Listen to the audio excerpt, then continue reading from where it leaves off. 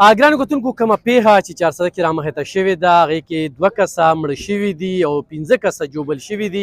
د یو حالت پکې انتهایي تشویشناک دی.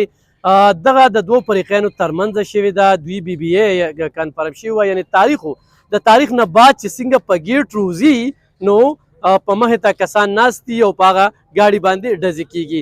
د یو فریقین نه چې کوم دی نو کسان لګېدلي دي. دې کې یو لاروی چې کوم دی یو بابا هغه مړ شوی دی. هغه دې وخت کې په مردخانه کې پروت دی، خو څوک یې پېژنې سپینګیري بابا دی نو بالکل د هغې طرف ته راتلی شي. سوال دا دی چې په مین شاره باندې ډزې کول، مین شاره باندې ټوپکې روړل، په مین شاره باندې داسې یو واقعه کېدل. د جوډیشل کمپلیکس مخې ته د ډي پي او د دفتر نه په چند قدمونو فاصله کې دا لومبنۍ پیښه نه ده. د دې نه مخکې هم دغلته کې زنانه ویشتې شوې ده، جوبل شوي دي. 3 کاله مخکې په کچرو دننه هم ډزې شوي دي. خو دغه خو دا انتظامي او د پولیس چې کوم دی نو دغه ځای کې د سستي مخې ته راځي. دویمه خبره دا چې عدالتي نظام چې کوم د ګډوډۍ ښکار دی نو خلک قانون بیا په لاسو کې اخلي. خو چونکې دا د دوی سابقه دشمني وه او تاریخ له راتلل او بالکل په ګیټ کې د قچرو داسې حدود دي چې دې ته ډېر نازک حدود وایي چې دغه ځای کې مرغۍ پرم نه وایي او په دغه ځای کې بار بار داسې واقعیات کېدل، هغې ته مخه نه نیول، هغې ته توجه نه کېدل.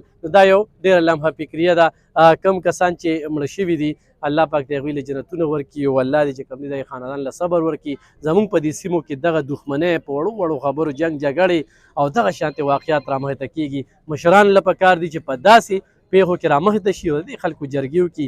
دا یو بله د دښمنۍ ښکار او د هغې نه مخکې په 400 تحصیل بازار چې کوم خوف او خراس مخې ته راغی چې هر سړي ټوپک پولیس کله داسې نیولې ده او کله داسې نیولې چې پیښه وشوه به بیا منډه وخي او په خلکو کې خوف او خراس چې کوم دی هغې ډېر خد کړی.